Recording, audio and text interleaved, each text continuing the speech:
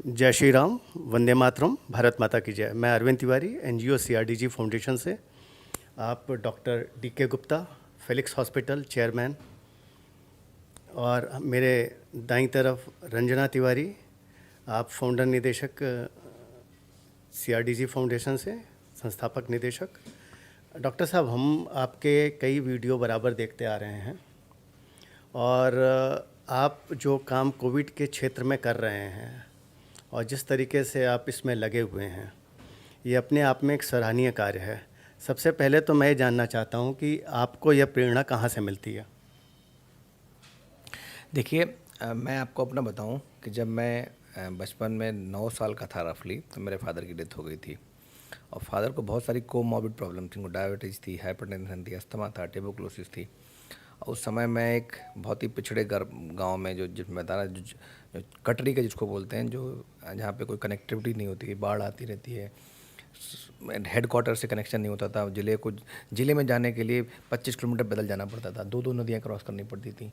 तो उस जगह से रहते थे, तो हमें लगा कि शायद जब मैं पढ़ रहा था, जो फादर की डेथ हुई थी, मुझे उस समय एक विज़न था कि कुछ हेल्थ केयर में, उस समय हेल्थ केयर तो नहीं समझ में आता था, लेकिन ये समझ में आता कि डॉक्टरी करनी चाहिए और शायद डॉक्टर बन के कुछ आप समाज की सेवा कर सकते हैं, समाज को कुछ योगदान दे सकते हैं। और ऐसी जो डेथ हो रही है, जैसे मेरे फादर की डेथ हुई थी, या ऐसी डेथ जिनको हम बचा सकते हैं, जो मृत्यु दर है, मोर्टलिटी रेट विभिन्न बीमारियों से कम कर सकते हैं, या कुछ प्रिवेंशन में काम कर सकते हैं, तो वो थॉट प्रोसेस चला रहा था। और शायद इसी थॉट प्रोसेस से, इसी विजन से इस मुकाम पे पहुंचा हूं। और अभी तक तो हम लोग ट्रेनिंग, लर्निंग, यही सब चीज़ें सीख रहे थे।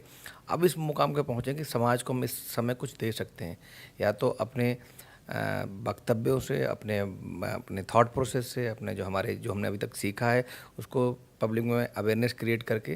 तो अगर मेरे बोलने से, मेरे बताने से एज ए डॉक्टर लोगों को कुछ समझ में आता है, कुछ प्रिवेंशन बेहतर होता है, कुछ हमारे जो इम्प्लीमेंटेशन है हेल्थ केयर सिस्टम में वो अच्छा होता है, कॉम्प्लाइंस अच्छा होता है लोगों का, तो उससे कहीं ना कहीं मुझे लगता है जो हम बात कर रहे हैं, जो इंडिकेटर्स के, हेल्थ केयर इंडिकेटर्स बहुत सारे हैं, उनमें फ़र्क पड़ेगा और बहुत सारी चीज़ें इम्प्रूव करेंगी। डॉक्टर साहब, ये तो आपने एक परिचय दिया, एक प्रारंभ है। मैं एक चीज़ और आपसे जानना चाहता हूँ, क्या कि लोगों को आजकल जो मार्च 2020 से जब ये महामारी पूरे विश्व में फैली, उसके बाद एक बहुत ही चुनौतीपूर्ण समय था प्रारंभ में, और उस समय कई तरीके के रिस्ट्रिक्शंस लगे हुए थे सोसाइटी पे, समाज पे। उसका एक अपना अलग प्रभाव एक वर्ग पे पड़ा है, लेकिन इसका एक प्रभाव जो डॉक्टर थे, शासकीय कर्मचारी थे, या एनजीओ से जुड़े हुए लोग थे, इन सब पे भी था। तो उस समय आपके जो अनुभव थे उनको थोड़ा सा साझा करें। बिल्कुल, आपने ठीक बोला है। जो जिस समय कोविड की शुरुआत हुई थी, लगभग 1 वर्ष हो गया पूरा, इसी यही समय था जब उस समय फियर फैला हुआ था पूरे दुनिया में, पूरे विश्व में। जब हम लोग, अच्छी बात ये थी कि शायद कई जगह फैल चुका था कोविड, वहाँ पे जो एक्सपीरियंसेस थे, वो अनुभव थे, मीडिया के माध्यम से भारतवर्ष में पहुँच चुके थे, तो हम लोग थोड़ा पहले से सचेत थे। हमें पता था कि यहाँ पे क्या होने वाला है, क्या हो सकता है, ये कितना सीवियर हो सकता है, हमारी कम्युनिटी को, हमारे समाज को कितना बड़ा आघात पहुँचा सकता है कोविड। तो इसलिए जितने भी हमारे फ्रंट लाइन वर्कर्स थे, चाहे वो डॉक्टर्स हों, नर्सेस हों, पैरामेडिकल स्टाफ हो, इवन पुलिसकर्मी हो, प्रशासन के लोग हों, एनजीओज हों, बहुत सारे ऐसे लोग थे, बैंक कर्मचारी थे, जिन्होंने दिन रात एक करके उस समय सारे अपने घर वालों को छोड़ के और अपने पर्सनल चीज़ों को दूर करके प्रोफेशनल इनका जो परिचय दिया, जो साहस दिखाया, वो शायद काबिल तारीफ़ था। हम भी उन्हीं में से एक थे। मैं जब मेरा हॉस्पिटल था यहाँ पे, हमारे यहाँ पहला केस कोविड की डेथ हुई थी पेशेंट की, उस समय बड़ा भयावह दृश्य था, लोग डर रहे थे, लोग मिल नहीं रहे थे। इवन आप मानोगे नहीं, ऐसा समय था, सोच सकते हैं इस, मतलब हम जिस दुनिया में रह रहे हैं, कि उसकी डेथ हो गई थी तो लोग उसको क्रिमेशन करने के लिए घाट वाले लोग तैयार नहीं थे, दरवाज़ा नहीं खोल रहे थे। हम लोग खड़े थे, पुलिस खड़े, सुबह 4 बजे मैं छोड़ के अस्पताल जाके वहाँ खड़े होकर हमने खुलवाया, उन लोगों से हाथ जोड़े। और उनमें बहुत सारे अच्छे लोग भी थे। शायद कहीं ना कहीं कम्युनिकेशन गैप था, कहीं ना कहीं अवेयरनेस की कमी थी। तो नहीं तो मानवता तो हमारे समाज में हमेशा से रही है, शुरू से रही है। तो उनको जब समझाया तो वो लोग काफ़ी अटैच्ड हुए, उन्होंने खोला और वो क्रिमेशन करवाया। एक डेड बॉडी, जो कोविड पॉजिटिव डेड बॉडी थी, लोग, कितना भय था उस समय, इसी समय था, लगभग अप्रैल मई की बात है वो। उस समय वो मैंने खुद शिफ्ट करवाई, तब जाके, क्योंकि मैं लीडर था अपने हॉस्पिटल का, तो मेरे कर्मचारी थे, उनके मन में भय था, तो उनको साहस देने के लिए, उनकी भावनाओं को प्रेरित करने के लिए, उनके लिए, उनके अंदर कि उनका क्या इस समय वो है, समाज के लिए क्या सर्वोपरि है, वो करने के लिए तो शायद वो एहसास कहीं ना कहीं दब गया था उस समय डर की वजह से। उस डर को ख़त्म करने के लिए लीड रोल लिया हम लोगों ने, और उसके बाद कहीं पीछे नहीं रहे, पूरी सेवा करी हमने। जो जितने सिस्टम प्रोसेस थे, वर्ल्ड क्लास सिस्टम था, जो WHO जो बोलता था, ICMR जो बोलता था, बिकॉज मुझे बहुत सारे टीवी चैनल पे बैठना पड़ता था, नई नई पॉलिसी के बारे में बताना पड़ता था। तो जो जो चीज़ें थी वो हमने सारी इंप्लीमेंट करी, चाहे वो फीवर क्लिनिक बनाना हो, आइसोलेशन वार्ड बनाना हो, पेशेंट की स्क्रीनिंग करनी हो, क्लिनिकल स्क्रीनिंग करनी हो, लैब टेस्ट कराने हो, RT-PCR कराना हो, उसके बाद पेशेंट को शिफ्ट करना हो, तो सारे सिस्टम को फॉलो करे। उस शायद इसी वजह से मेरे जैसे बहुत सारे डॉक्टर्स हों, मैं अकेला नहीं हूँ, क्योंकि एक व्यक्ति कुछ नहीं कर सकता है जब तक एक पूरा देश, पूरा प्रदेश, पूरा समाज किसी चीज़ को अगर जड़ से उखाड़ना है, कंट्रोल करना है, जब तक सब लोग साथ नहीं आते तब तक चीज़ें पॉसिबल नहीं होती। तो इसी वजह से शायद अच्छा रहा कि हमारा भारतवर्ष था वो दुनिया के दूसरे देशों के मुकाबले बहुत अच्छा रहा। हमारे यहाँ जान माल का खतरा बहुत कम हुआ, हमारे यहाँ कंट्रोल बहुत अच्छा रहा। हम ही नहीं, तो विश्व के दूसरे लोग, दूसरे देश, दूसरे राजनेता भी इस चीज़ की बात करते हैं। डॉक्टर साहब, आपने कुछ बातें जो की अपने अनुभव की पिछले वर्ष के, उसमें जो कुछ चीज़ें मैंने देखी, आप उस पे अपने विचारों से अवश्य अवगत कराएं कि मैंने जो अनुभव किया, हमारी जो खान पान और सनातनी संस्कृति की जो सोच थी, रहन सहन जिसे कहते हैं, खान पान और दिनचर्या, कहीं वो एक ऐसा कारण तो नहीं था परोक्ष या अपरोक्ष रूप से जो इस बीमारी को नियंत्रण करने में एक सहायक हुआ हो? बिल्कुल, मैं आपको बिल्कुल, आपने बड़ा सही सवाल पूछा है कि आप मानोगे कि हमारी जो भारतवर्ष है हमारा, उसमें हम लोग हेल्थ केयर पे बहुत कम खर्च करते हैं। हम लोग अपनी GDP का 1.25% खर्च करते थे। इस साल सरकार ने बड़ा अच्छा कदम उठाया है कि उसने लगभग 2-2.5% के आसपास अपना बजट कर दिया है। तो पहले से बहुत अच्छा कर दिया, लेकिन अभी भी दुनिया के जो दूसरे देश हैं, जहाँ ब्रिक्स कंट्री हों एक्सेप्ट चाइना, हम लोग सारे लोग वो जो 5% के आसपास खर्च करते हैं अपने GDP का। और अगर जो जितनी दूसरी डेवलप्ड कंट्रीज हैं, जो US वगैरह हैं, वो तो अपनी GDP का 10% से ऊपर खर्च करते हैं। वहाँ पे हेल्थ केयर सिस्टम इतना स्ट्रांग है, वहाँ पे हॉस्पिटल इतने बड़े बड़े हैं। जैसे आपके मित्र एक जो अभी लंदन से बैठी, वहाँ पे NHS है, नेशनल हेल्थ स्कीम है, सारा फ्री ऑफ कॉस्ट ट्रीटमेंट होता है। वहाँ के लोग इतने कमिटेड हैं, वहाँ पे इतना सारे संसाधन हैं कि वहाँ पे किसी चीज़ की कमी नहीं है। उन अस्पतालों में भी वहाँ पे भरमार हो गई थी, वहाँ पे बेड नहीं मिल रहे थे, वहाँ लोग मर रहे थे। इटली जैसा देश त्राहिमाम कर रहा था, Spain, Brazil, everybody was crying. वो लोग संभाल नहीं पा रहे थे, जबकि वो हमसे 10 गुना ज़्यादा खर्च करते हैं। तो हमारी तो कोई वो महत्व नहीं थी। तो कहीं ना कहीं जो हमारी अपनी इंटरनल जो इम्यूनिटी है, हमारी जो इन्नेट इम्यूनिटी बोलते हैं अंग्रेजी में उसको, वो कहीं ना कहीं बहुत स्ट्रांग थी। उसके बहुत सारे रीज़न थे। हम लोग शाकाहारी हैं, हम लोगों को दिनचर्या अच्छी है, हम लोग जो हमारे जो आसपास का जो माहौल है उसमें इम्यूनिटी के प्रोवोक करने के लिए, स्टिमुलेट करने के लिए बहुत सारे फैक्टर्स होते हैं। तो इन वजहों से हमारे यहाँ BCG सबको वैक्सीन लगता है, हमारा मलेरिया एंडेमिक है, हमारे यहाँ MMR के टीके सबको लगते हैं, हम लोगों का जो लाइफस्टाइल है वो बहुत अच्छा है। तो ये सब चीज़ें थी कहीं ना कहीं परोक्ष रूप से, क्योंकि हमारी जनसंख्या तो 70% गाँव में रहती है, वहाँ तो कोई बहुत बड़े संसाधन भी नहीं है। तो उन लोगों में अगर कोविड का प्रकोप बड़ा आता है या बड़ी रिएक्शन करता है वहाँ पे कोविड, तो शायद बहुत बड़ा खतरा होता, हम उसको मैनेज नहीं कर सकते थे, हमारा हेल्थ केयर सिस्टम तो चरमरा जाता। तो कहीं ना कहीं डेफिनेटली आप जो कह रहे हैं बिल्कुल सही है कि हमारी ये सब चीज़ें थी जिन्होंने बहुत ज़्यादा सहयोग दिया, सपोर्ट किया इसको कंट्रोल करने में। डॉक्टर साहब, कुछ प्रश्न आते हैं बड़े मूलभूत, जैसे मास्क को लेकर के एक भ्रांति है और एक शब्द है जिस पे व्यक्तिगत रूप से और सामाजिक स्तर पे भी मैं विरोध करता हूँ, जिसको सोशल डिस्टेंसिंग कहते हैं। कहे कि ये सोशल डिस्टेंसिंग तो अगर करते हैं तो हम एक दूसरे से कट जाते हैं। वास्तविकता में हम इसको फिज़िकल डिस्टेंसिंग या शारीरिक दूरी अगर इसको कहें तो ज़्यादा उचित होगा।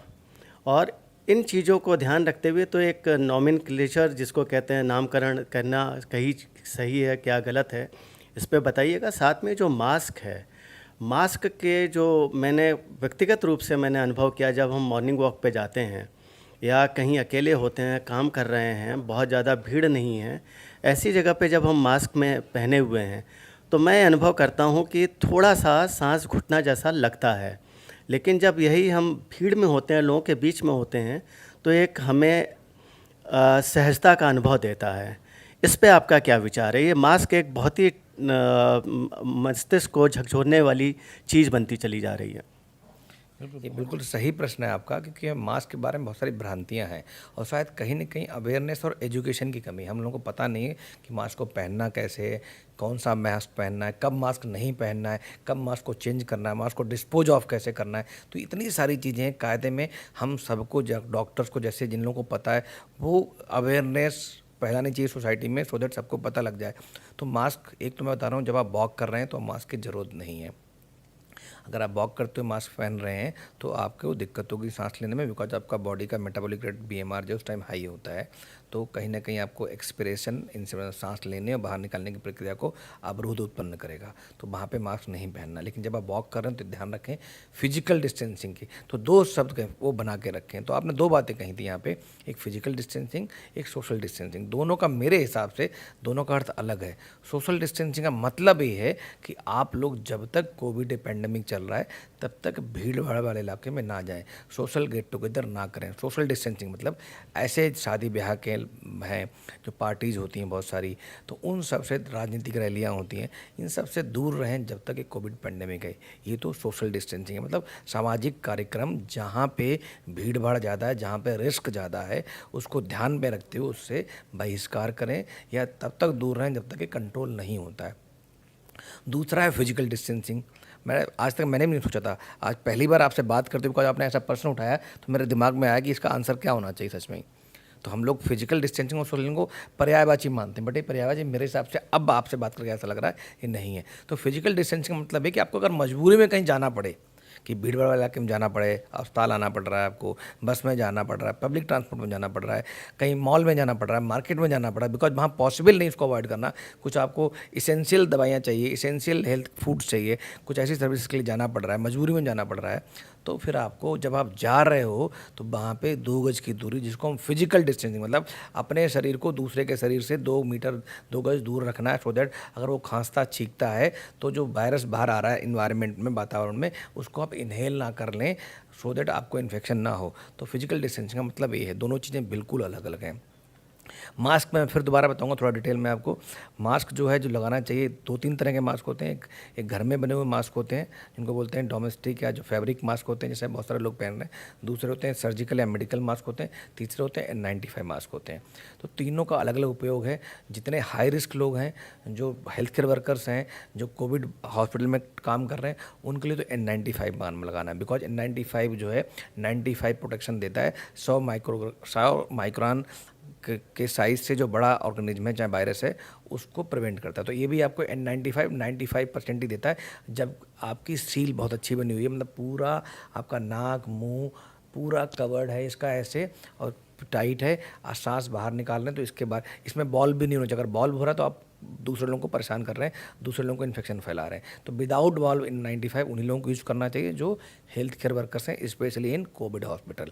दूसरा कहते हैं सर्जिकल मास्क और फैब्रिक मास्क। ये मिथ है, मिथ्या है। ये आपको 100% प्रोटेक्शन नहीं देता, ये आपको फॉल्स सेंस ऑफ प्रोटेक्शन देता है। आप समझ लें, फॉल्स सेंस ऑफ प्रोटेक्शन। खाली आप नॉर्मल मास्क लगा के, सर्जिकल मास्क लगा के या मेडिकल मास्क लगा के या कपड़े का मास्क लगा के आप अपने आप को प्रोटेक्ट नहीं कर सकते। अगर आपको प्रोटेक्ट करना है, थोड़ा बहुत प्रोटेक्शन मिल जाएगा इससे, तो आपको हैंड हाइजीन और फिजिकल डिस्टेंसिंग कंबाइंड करके करनी चाहिए। मतलब अगर आप कहीं भीड़ भाड़ इलाके में जा रहे हैं तो मास्क लगाया आपने, सर्जिकल या मेडिकल मास्क लगाया है या फैब्रिक लगाया, तो उसके साथ साथ आपको फिजिकल डिस्टेंसिंग का ध्यान रखना है। और कहीं पे भी टच करते हैं, बार बार आपको हाथ अपने 70% अल्कोहल सैनिटाइजर से या साबुन और पानी से धोने हैं, तो तभी इफेक्टिव, अदरवाइज इफेक्टिव नहीं है। तो ये मेरा बात। इसमें कुछ और प्रश्न आते हैं, जैसे आपने मास्क के बताया, मास्क के संग संग बहुत से लोगों ने इसमें प्रश्न किए हैं कि खान पान कैसा हो।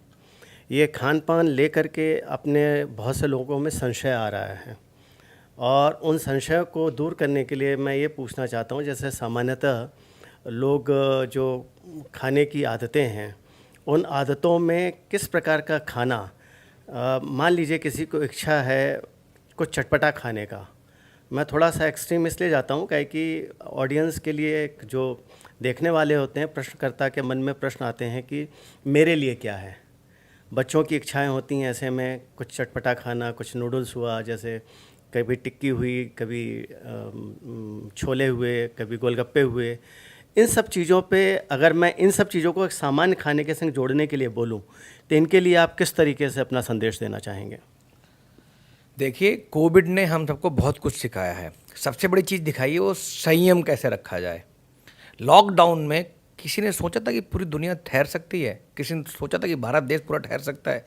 सब लोग महीनों घर के अंदर बंद हो सकते हैं? किसी ने सोचा था? संयम और डिसिप्लिन करना, कंट्रोल करना कोविड ने सिखाया है। तो हमें हर प्रॉब्लम से, हर आपदा के अंदर क्या अवसर है वो भी देखना चाहिए। इसमें अवसर ये देखने को मिला कि हम कैसे अपना डाइट पे कंट्रोल कर सकते हैं, कैसे हम अच्छा खाना खा सकते हैं, कैसे हम फ्रेश वेजिटेबल्स ले सकते हैं, कैसे हम डाइट में जंक फूड को अवॉइड करें, कैसे हम डाइट में स्मॉल फ्रीक्वेंट मील्स लें, कैसे हम ओवर ईटिंग ना करें, बहुत ऑयली और स्पाइसी ना खाएं। तो ये खाली कोविड नहीं बचाएगा, इससे आपको डायबिटीज़, हाइपरटेंशन, आपको गैस्ट्राइटिस, बहुत ओबेसिटी, कैंसर, ऐसी बहुत सारी बीमारियां हैं। अगर आप डाइट अच्छा खाना खाते हैं, हेल्दी रहते हैं, वॉक करते हैं, एक्सरसाइज करते हैं, योगा करते हैं, इन सब से हमारे स्वास्थ्य के लिए 360 डिग्री फ़ायदा होता है। हम मेडिकेशन देते हैं, कोई इन्फेक्शन हो, बीमारी हो, वो कम करने के लिए, तो वो डायरेक्ट 1 to 1 उस पर इफेक्ट करती है। बट आपको चाहिए कि 360 डिग्री बेनिफिट हो, होलिस्टिक हेल्थ की जिसकी हम बात करते हैं, तो इन सब चीज़ों को भी अपने डिसिप्लिन में, अपनी दिनचर्या में लाना चाहिए। और मैं फिर बता रहा हूँ, खाली कोविड में जब हम मास्क लगाते हैं, बार बार हाथ धोते हैं, फिजिकल डिस्टेंसिंग रखते हैं, तो खाली कोविड का बचाव नहीं कर रहे हैं आप। जो दूसरी वायरल इन्फेक्शंस हैं, फ्लू है, इन्फ्लुएंजा है, कॉमन कोल्ड्स हैं, ऐसे बहुत सारे अपर रेस्पिरेटरी ट्रैक्ट इन्फेक्शंस हैं जो हमारे ड्रॉपलेट से फैलते हैं, जो खांसने छींकने से फैलते हैं, वो कम हो जाते हैं। ट्यूबरक्लोसिस बहुत बड़ी बीमारी है, वो कम हो जाती है। हाथ धोने से खाली कोविड नहीं, कोविड के अलावा टाइफाइड है, गैस्ट्रोएंटाइटिस है, हेपेटाइटिस है, जॉन्डिस है, इतने सारी बीमारियां जो होती हैं, जो वाटर बॉर्न डिजीज होती हैं, जिनको हम बोलते हैं, जो कम्युनिकेबल डिजीज होती हैं, वो रुक जाती हैं। जो आप बार बार गोलगप्पे की बात कर रहे थे, गोलगप्पे हैं, टाइफाइड का बना तो मोस्ट कॉमन कॉज है ये। बाहर जो हम रोड साइड पेस्ट्री खाते हैं, गोलगप्पे खाते हैं, जो बिकॉज कुकड नहीं होते, पानी उसका कैसे मिलाया, कैसे बनाया, उसमें बहुत सारे वायरस और बैक्टीरिया हो सकते हैं। तो अगर स्वच्छता का उसने ध्यान नहीं रखा है, हाइजीन का ध्यान नहीं रखा, तो कृपया करके इन चीज़ों को ना खाएं। हाँ, अगर कहीं स्वच्छ है, हाइजीनिक है, ठीक है, तभी खा सकते हैं। और इन चीज़ों को बहुत ज़्यादा, वो नहीं कहूँगा प्रोत्साहित नहीं करना चाहिए, जितना कम है उतना ही करना चाहिए, बिकॉज जितना आप संयम रखेंगे उतना ही आपकी हेल्थ के लिए फ़ायदा रहेगा। मतलब आपका जो संदेश लोगों के लिए है कि संयम इसकी कुंजी है। बिल्कुल। अब मैं कुछ प्रश्न करूंगा जो कि कुछ दवाओं को लेकर के हैं, और उसमें कुछ क्वेश्चन हैं। जैसे जितनी भी अप्रूव्ड वैक्सीन्स हैं, फाइज़र, मॉडर्ना, कोविशील्ड, कोवैक्सीन, बहुत सारी, इनके जो एफिकेसी जो है उसके बारे में कैसे, और आपका क्या कहना है इनके बारे में? देखिए, मैं फिर बताऊं कि अभी लगभग 200 वैक्सीन हैं जो फेज़ 2 ट्रायल में या फेज़ 3 ट्रायल में चल रही हैं। 12 ऐसी वैक्सीन हैं जिनको दुनिया में डिफरेंट कंट्रीज में 150 से ज़्यादा देशों में अप्रूवल मिल चुका है इमरजेंसी ऑथोराइजेशन का। उन 12 वैक्सीन में फाइजर है, आपकी मॉडर्ना है, जॉनसन एंड जॉनसन है, कोविशील्ड है, कोवैक्सीन है, साइनोवैक है, स्पुतनिक है, ऐसी कई सारी वैक्सीन हैं जिनको अप्रूवल मिल चुका है। इन सब की एफिकेसी अलग अलग है, किसी की 60% है, किसी की 70 है, किसी की 90, किसी की 95। इससे कुछ ज़्यादा फ़र्क नहीं पड़ता, मैं फिर बता रहा हूँ। और इनके जो ट्रायल हैं बहुत लिमिटेड पॉपुलेशन पे हुए, अभी बड़े ट्रायल्स के रिजल्ट आने बाकी हैं। तो कोई भी वैक्सीन, चाहे वो WHO भी यही कहता है, मैं भी एक्सपर्ट हूँ, मैं पीडियाट्रिशियन भी हूँ, पिछले 25-30 साल से मुझे वैक्सीनेशन का अनुभव है, बच्चों को वैक्सीन लगाते आ रहा हूँ, आप लोग भी अपने बच्चों को वैक्सीन लगवाते हैं। तो कोई भी वैक्सीन जो 50 या 60% से ज़्यादा इफेक्टिव है, that is good enough for society. जैसे हमारा BCG वैक्सीन है, उसकी एफिकेसी 50-60% ही है, DPT है 50-60% ही, पिछले 50 सालों से हम लगा के आ रहे हैं बच्चों के लिए। तो हमें ध्यान रखना चाहिए, हमारा विज़न ये होना चाहिए, देश का भी देश हित में सोचना चाहिए कि हम सबको वैक्सीन लगवाना है। अगर हम 50-60%, 70% लोगों को वैक्सीन लगवा देते हैं पूरे भारतवर्ष में या पूरे विश्व में, तो हम इस कोविड को कंट्रोल कर सकते हैं। हमें इस वैक्सीन राइवलरी में नहीं फंसना चाहिए, कौन सी वैक्सीन अच्छी है, कौन सी खराब है। सारी वैक्सीन अच्छी हैं, सारी वैक्सीन जो आपके देश में अवेलेबल है, जो आपके लिए सूटेबल है, वो जो आपकी जो देश है, आपका प्रदेश है, उन लोगों के पास बहुत बड़ी बड़ी संस्थाएं हैं, चाहे वो ICMR हो इंडिया में हम बात करें, ड्रग कंट्रोल ऑफ इंडिया हो, या और बहुत सारी ऐसी स्पेशल कमेटी बनाई थी जो हमने, एक्सपर्ट कमेटी थी जो इन सब चीज़ों को रिव्यू करती है। तो ऐसे बहुत सारे स्ट्रिंजेंट प्रोसीजर्स और प्रोसेस हैं जिनसे वैक्सीन गुजरती है, उसका उसको अप्रूवल मिलता है, तब हम लगाना शुरू करते हैं। तो किसी भी उसमें ना जाके कृपया करके हमें एक फोकस करें कि हमें इम्यूनाइजेशन कवरेज बढ़ाना है और कुछ नहीं। डॉक्टर साहब, आपके बातों को अगर मैं कुछ निचोड़ समझूं तो ये है कि सारी जितनी भी वैक्सीन्स हैं ये काफ़ी इफ़ेक्टिव हैं और सिम्टोमेटिक कोविड केसेस में मॉडरेट इफ़ेक्ट है इनका। मॉडरेट नहीं, बहुत नहीं, सिम्टोमेटिक कोविड आपका क्वेश्चन मैं दोबारा बताता हूँ। हाँ, तो आपका जो क्वेश्चन है, एक तो ये है कि हमें एक जनरल पॉपुलेशन को सबको वैक्सीन लगवाना है। अभी तो गवर्नमेंट ने 45 प्लस और 65 प्लस 60 के लिए खोला हुआ है। जैसे ही सबको मौका मिलता है, जिसको भी जो एलिजिबल कैंडिडेट उन सबको वैक्सीन लगवाना चाहिए। दूसरी बात है, अगर किसी को कोविड हो गया है, कई सारे क्वेश्चन आपके इसमें आ जाएंगे, जिसको कोविड हो चुका है उसको भी वैक्सीन लगवाना चाहिए अगर वो रिकवर्ड हो चुका है फुल्ली, अगर उसको 15 दिन से ज़्यादा हो गए हैं। किसी को कोविड हो, करंटली कोविड हो रखा है और वो सिम्टोमेटिक है, तो उसको वैक्सीन नहीं लगवाना है। उसको जब तक सिम्टम्स खत्म ना हो जाए, पूरा ठीक ना हो जाए, उसके 15 दिन बाद वैक्सीन लगवाना है, तो तब तक उसको वैक्सीन नहीं लगवाना है। तो ये कुछ चीज़ें इनका हमें ध्यान रखना है। किसी ने अगर प्लाज्मा थेरेपी ली है तो उसके अंदर ऑलरेडी पॉजिटिव एंटीबॉडीज़ है उस समय, तो उसको भी 2 से 4 हफ्ते वेट करना है, उसके बाद वैक्सीन लगवाना है। इसमें जो आपने भी बोला उसमें मैं कुछ प्रश्नों का आपने उत्तर जैसा बोला था आ गया है, लेकिन एक चीज़ और है, नस्ल वैक्सीन्स के बारे में लोग बोलते हैं कि ये जो है असिम्प्टोमेटिक कोविड के अगेंस्ट भी क्या कहते हैं लोकल एलजीए एंटीबॉडीज़, जिसको कटिंग चेन ऑफ ट्रांसमिशन कहते हैं, उसको पेंडेमिक रोकने में सहायक होता है। ये कितना सत्य है? नहीं, मैं फिर बताऊँ, जो वैक्सीन अभी करंटली अवेलेबल है हमारे पास, वो आपको वैक्सीन एक तो बचाती हैं आपको इन्फेक्शन से, ठीक है, लेकिन ये कंफर्म नहीं है कि इन्फेक्शन से बचाएंगे नहीं बचाएंगे, अभी तक स्टडीज़ पे चल रही हैं।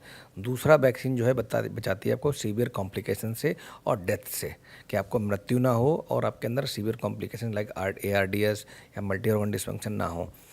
अभी जो नेजल वैक्सीन चल रही है, जिस पर रिसर्च चल रही है, इंडियन बन रही है वैक्सीन, कुछ दिनों में हो सकता है लॉन्च भी हो जाए, वो आपको लोकल इम्यूनिटी देती है, जो IgA एंटीबॉडी जिसकी आप बात कर रहे थे वो देती है। तो मोस्ट प्रोबेबली जो अभी तक डाटा आ रहा है वो आपको इन्फेक्शन से भी बचाएगी। इन्फेक्शन से बचाने का ये फ़ायदा हो जाएगा कि अगर आप इन्फेक्टेड हो गए हैं और आपको वैक्सीन भी लगी है तो आपको तो कुछ नहीं होगा, आपको बीमारी तो नहीं होगी और डेथ भी नहीं होगी आपकी, बट आप किसी दूसरे को फैला सकते हो। लेकिन नेजल वैक्सीन आ गई, अगर वो ये इंश्योर कर दे कि नहीं, आपको जो इन्फेक्शन है नेजल, क्यों हमारा मैक्सिमम इन्फेक्शन कहाँ से होता है, नेजल एरिया से ही होता है, हम लोग इनहेल करते हैं या माउथ से होता है। तो अगर हम कोई लोकल वैक्सीन लगाते हैं, वो लोकल एरिया को भी प्रोटेक्शन देता है, तो क्या होगा, आपको इन्फेक्शन भी नहीं होगा और आप उस इन्फेक्शन को दूसरों को भी ट्रांसमिट नहीं करोगे। तो इनडायरेक्टली हो सकता है कोविड ट्रांसमिशन में भी हेल्प करे।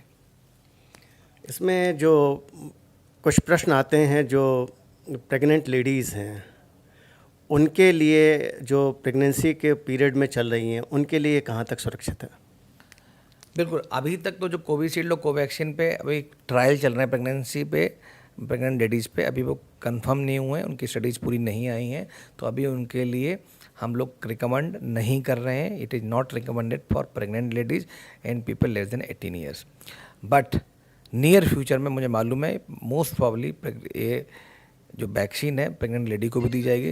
जैसे मॉडर्ना या दूसरे जो वैक्सीन्स हैं वो ऑलरेडी उनका ट्रायल चल रहा है और वो प्रेग्नेंट लेडी को भी देना शुरू हो जाएगा। जैसे हमारे यहाँ स्वाइन फ्लू वैक्सीन है, this is very safe for pregnant ladies also. तो मोस्ट प्रॉब्ली ये भी वैक्सीन कुछ समय बाद प्रेग्नेंट महिलाओं के लिए, इवन जो कम उम्र के बच्चे हैं उनके लिए भी फ्यूचर में मार्केट में आ जाएगी। ये एक प्रश्न और आता है इसी में कि जिनको एलर्जी है किसी तरीके की, फूड से, ड्रग से, दूध से या किसी और चीज़ से, क्या वो वैक्सीन ले सकते हैं?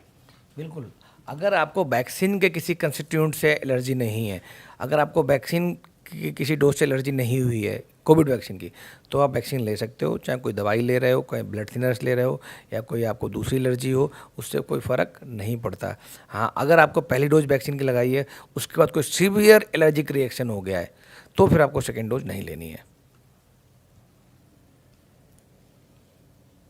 इसी तरह आपने काफ़ी प्रश्नों के उत्तर कुछ चीज़ों में दिए हैं, लेकिन इसमें एक प्रश्न आता है, बहुत से लोगों ने बीच में जिनको कोविड हुआ था प्लाज्मा थेरेपी ली थी, उनके लिए आप क्या कहना चाहते हैं? मैंने कहा अगर वो भी रिकवर हो गए हैं और 4 हफ्ते से ज़्यादा हो गए तो वो वैक्सीन ले सकते हैं। उनमें भी इम्यून रिस्पॉन्स या इम्यून बूस्टर का काम करेगी ये वैक्सीन, जिनको हो चुका है, बिकॉज उनकी भी एंटीबॉडीज़ कहीं ना कहीं धीरे धीरे बीन ऑफ होना लगती हैं। अगर हमने एक डोज और लगा दी तो उनको बूस्टर रिस्पॉन्स देगा ये। ये जो कोमॉर्बिड केसेस में एक टिपिकल केस आता है, बहुत ज़्यादा है जो प्रेवलेंट, डायबिटीज़। क्या डायबिटिक पेशेंट्स के लिए सेफ़ है? देखिए बार बार इस सवाल आ रहे हैं इस तरह के, तो मैं इसको डिटेल में थोड़ा बताता हूँ। कोमॉर्बिड कंडीशन, चाहे डायबिटीज़ हो, हाइपरटेंशन हो, हार्ट फेलियर हो, अस्थमा हो, किसी को रीनल ट्रांसप्लांट हुआ, कोई डायलिसिस पे है, कोई इम्यूनो कम्प्रोमाइज ड्रग्स पे चल रहा है, कोई HIV का पेशेंट है, ब्लड कैंसर का पेशेंट है, या किसी को कोई और दवाइयाँ जो चलती हैं जिनको इम्यूनो सप्रेसिव दवाइयाँ बोलते हैं, मीथोट्रेक्सेट है, अर्थराइटिस की दवाइयाँ चल रही हैं, इन सब दवाइयों के चलते हुए वैक्सीन बिल्कुल सेफ़ है। बल्कि इन लोगों को पहले वैक्सीन लगवानी चाहिए, बिकॉज कि ये लोग हाई रिस्क में हैं, इनके अंदर डेथ रेट, इनके अंदर कॉम्प्लिकेशन के चांसेस ज़्यादा हो सकते हैं। तो इसीलिए सरकार ने इनको प्रायोरिटी लिस्ट में रखा है और पहले इनको वैक्सीन दिया जा रहा है। तो कतई डाउट ना करें, अगर आपको फिर भी कुछ संशय लग रहा है तो जो आपका ट्रीटिंग फिजिशियन है, ट्रीटिंग डॉक्टर, उससे कंसल्ट कर लें और वैक्सीन तुरंत लगवाएं। डॉक्टर साहब, आपने बहुत सी चीज़ों के प्रश्नों के, जो लोगों के आज के समय में प्रश्न चल रहे हैं, उस पर दिया। तो एक सबसे बड़ी जो कॉमन कंसर्न है इस समय कि बच्चों में इन्फेक्शन होगा कोविड का या नहीं होगा। तो बच्चे भी प्रोन हैं इन्फेक्शन के लिए, बच्चों को भी इन्फेक्शन हो सकता है। तो इसलिए हम सब लोगों को ध्यान रखना चाहिए कि अभी वैक्सीन बच्चों के लिए नहीं बनी है। तो इसलिए अगर हम सब प्रोटेक्टेड हो जाएंगे तो हमारे बच्चे इनडायरेक्टली प्रोटेक्टेड हो जाएंगे। तो इसलिए आप सब लोग वैक्सीन लगवाएं। और सारे जो कोविड अप्रोप्रिएट बिहेवियर की बात करते हैं, चाहे वो हैंड हाइजीन करना, हाथ धोने, रेस्पिरेटरी हाइजीन, कफिंग स्नीजिंग करते समय ध्यान रखना है, नाक मुंह बार बार नहीं छूना है, मास्क लगा के रखना है, फिजिकल डिस्टेंसिंग रखनी है, सोशल डिस्टेंसिंग रखनी है, इन सब का पालन करेंगे तब आपके बच्चे इनडायरेक्टली बचे रहेंगे। कुछ दिनों में हो सकता है वैक्सीन आ जाएगी बच्चों के लिए, तब हम वैक्सीन बच्चों को लगाएंगे तो बच्चे भी प्रोटेक्शन मिल जाएगा। तो मैं कह रहा हूँ बच्चों में जो अब बात कर रहे थे बच्चों के स्वास्थ्य की, तो कुछ चीज़ें हम डिस्कस कर चुके हैं। दूसरा मैं बताना चाहूँगा, बच्चे भी हमारे सुरक्षित नहीं हैं, क्योंकि हमें पता है जो वायरस है इसकी फितरत अच्छी नहीं है, इसके जो रूप चेंज होते रहते हैं। जब भी ये रेप्लिकेट करता है, रेप्लिकेशन के दौरान इसकी हमारी बॉडी के अंदर कॉपियाँ बनती हैं और वो हमारी बॉडीज़ को अफेक्ट करती हैं।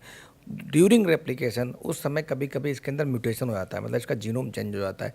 वो जीनोम, उसको जेनेटिक ड्रिफ्ट या जेनेटिक शिफ्ट बोलते हैं। शिफ्ट मतलब अगर बड़ा पार्ट चेंज होगा तो नया स्ट्रेन आ जाएगा, जैसे ब्राज़ील में आया, साउथ अफ्रीका में आया, इंग्लैंड में आया। कभी कभी ये नए स्ट्रेन ज़्यादा खतरनाक हो सकते हैं, इवन ये बच्चों को भी इन्फेक्ट कर सकते हैं, या हो सकता है हमें दवाइयाँ चेंज करनी पड़े, हो सकता है हमें वैक्सीन चेंज करना पड़े। इसीलिए हम सबको चाहिए कि जल्द से जल्द इसके ट्रांसमिशन को रोकना है, कंट्रोल करना है कि इसमें म्यूटेशन ना हो, और कंट्रोल करके वैक्सीन सबको लगवानी है, सो दैट सब लोग इम्यून हो जाएं। कि अगर रेप्लिकेशन रोक दिया हमने तो कहीं कहीं इनडायरेक्टली इसका हमने म्यूटेशन रोक लिया, म्यूटेशन रोक दिया तो नया स्ट्रेन बनना बंद हो जाएगा या नहीं बनेगा, चांसेस कम हो जाएंगे। इसलिए हम अपने पूरे समाज को इससे हम इनडायरेक्टली प्रोटेक्ट कर सकते हैं। एक प्रश्न पूछ करके मैं इसको यहाँ पे पूरी एक समरी रखना चाहूँगा। एक प्रश्न ये था कि कुछ 3 दिन पहले किसी सज्जन से चर्चा हो रही थी। मैंने उनसे खाली ये प्रश्न किया कि आपने वैक्सीन लगवाया क्या? तो उनका व्यक्तिगत मानना और काफ़ी दृढ़तापूर्वक मानना ये था कि वैक्सीन से मेरे को कोई लाभ नहीं है। तो मेरा ये प्रश्न था उनसे कि आपको लाभ हो सकता है ना हो, और आपके खान पान और दवाओं के आयुर्वेदिक ट्रीटमेंट की वजह से हो सकता है कि आपको उसका असर कम हो, लेकिन आप कोविड के कैरियर हैं या नहीं, ये चीज़ आप दृढ़तापूर्वक नहीं कह सकते हैं, और उसको दूसरों को बचाने के लिए आपका वैक्सीन लगाना आवश्यक है। ये इस पे थोड़ा सा मैं स्पष्टता चाहता हूँ। जी बिल्कुल, बहुत अच्छा सवाल है आपका। मैं फिर बताऊंगा कि हम लोग जो, अगर एक इन्फेक्टेड मरीज होता है कोविड का, तो उसके आसपास कई सारे एसिम्टोमेटिक इन्फेक्टेड पेशेंट हो सकते हैं। मतलब उसने कई सारे लोगों को, ऐसे लोगों को इन्फेक्शन दे दिया जो एसिम्टोमेटिक हैं, कई सारे ऐसे लोगों को इन्फेक्शन दिया होगा जो सिम्टोमेटिक होगा, जिनके अंदर लक्षण भी आ गए होंगे, उन्होंने टेस्ट नहीं कराया होगा। कुछ लोगों ने टेस्ट कराया होगा तो वो पॉजिटिव आके पता लग गए। तो आप समझ रहे हैं कि अगर एक मरीज इन्फेक्टेड है तो वो टिप ऑफ आइसबर्ग है, उसके नीचे 5, 7, 10, 20, 40 लोग पॉजिटिव हो सकते हैं। Either it can be asymptomatic, symptomatic and symptomatic, diagnosed और नॉट डायग्नोज्ड। तो इस तरह के हो सकते हैं। तो इसलिए हो सकता है आपकी इम्यूनिटी बहुत अच्छी हो, आप बहुत बहादुर हों, आप बड़े ही मैन हो, सुपरमैन हो, बट कृपया करके आप दूसरों को बचाने के लिए ज़रूर ध्यान रखें, वैक्सीन लगवाएं। दूसरी बात, आप जब रहते हैं तो आपके घर में भी 5-7 लोग होते हैं जिनके आप क्लोज कांटेक्ट में रहते हैं। आपका जो वर्क प्लेस है, प्रोफेशनल एरिया है, वहाँ पे आप 10, 20, 25 लोगों के साथ में जाते हैं। कहीं सोसाइटी में जाते हैं, जिसकी हम सोशल की बात, डिस्टेंस की बात कर रहे थे, वहाँ लोगों से मिलते हैं। तो अगर आप इतने लोगों से मिल रहे हैं, अगर आपको इन्फेक्शन हो जाता है, आपको बीमारी होती है, आप कफिंग स्नीजिंग करते हैं, आप फिजिकल मतलब मिल लोगों से मिलते हैं, तो there is a high risk that आप इस इन्फेक्शन को दूसरों को ट्रांसफ़र कर सकते हैं। तो अपने लिए ना सही, कम से कम जो आपके परिवारजन हैं, मित्रगण हैं, जो आपके समाज के लोग हैं, उनको बचाने के लिए, उनकी स्वास्थ्य हित को ध्यान में रखते हुए, अपने बच्चों के स्वास्थ्य हित को ध्यान में रख के प्लीज़ वैक्सीन लगवाएं। जी डॉक्टर साहब, आपने लगभग समस्त प्रश्नों के उत्तर दिए। इसमें जो मुझे समझ में आया उसमें अंत में आप कंक्लूड करिएगा कि आपने जो मुख्य संदेश ये दिया कि शिक्षित होना, मतलब कोविड से सुरक्षा की शिक्षा लेना आवश्यक है। आप साक्षरता में ना जाएं कि ये चीज़ मुझे पता है, और इस भूल में ना रहें कि मुझे पता है लेकिन मुझे शिक्षित मतलब इस चीज़ को ग्राह्य नहीं करना है। इस चीज़ के अंतर को थोड़ा सा स्पष्ट करेंगे क्या कि साक्षरता और शिक्षा दोनों थोड़ी थोड़ी मेरे को अलग लगती है। देखिए, मैं फिर कहूँगा, कुछ चीज़ें होती हैं उनको एक्सपर्ट के ऊपर छोड़ देना चाहिए। जब आप भर्ती होते हैं तो आप डॉक्टर को बोलते हैं कि भाई आपको जो अच्छा लगता है वो टेस्ट करें, वो दवाई दें। उसकी ज्ञान, आपको लिमिटेड ज्ञान होता है, तो जो एक्सपर्ट है उसका वैक्सीन बनाई हमारे साइंटिस्ट ने बनाई, दे आर एक्सपर्ट। उन्होंने जो 10 साल वाला काम था 1 साल में करके दिखाया। जो एक्सपर्ट लोग कमेटी में थे, चाहे वो ड्रग कंट्रोल ऑफ इंडिया हो, चाहे स्पेशल कमेटी हो, एक्सपर्ट ग्रुप हो, या हमारा ICMR हो, हमारी हेल्थ मिनिस्ट्री हो, सेंट्रल गवर्नमेंट, स्टेट गवर्नमेंट, इन सब ने बड़ी मेहनत करी इस वैक्सीन बनाने में, और दे आर एक्सपर्ट। तो जो उनकी गाइडलाइंस आ रही हैं, कृपया करके बिना सोचे, बिना अपना दिमाग लगाए, उनको जिस तरह से बोला जा रहा है उसी तरह से उसको इम्प्लीमेंट करें, वो ज़्यादा बेहतर होगा। धन्यवाद डॉक्टर साहब, आपने जिस तरीके से अपनी बातें रखी और मेरे को संभवतः यह लगता है, पूर्ण विश्वास भी है कि आपके इन बातों से काफ़ी लोगों के जो दिमाग में संशय हैं वो दूर होंगे। और सभी से मेरा ये कहना है कि आज की इस वार्ता से जो हम लोगों ने अचानक रखी बगैर किसी तैयारी के, वो इसलिए रखी कि हम सत्यता जानना चाहते थे। हम लोगों की खाली चर्चा हुई कि रखना है, और डॉक्टर DK गुप्ता जो चेयरमैन फेलिक्स हॉस्पिटल हैं, इन्होंने इस बात का पूरा ध्यान रखा और हमारे विश्वास को पूरा सही ढंग से उसको निर्वाह किया।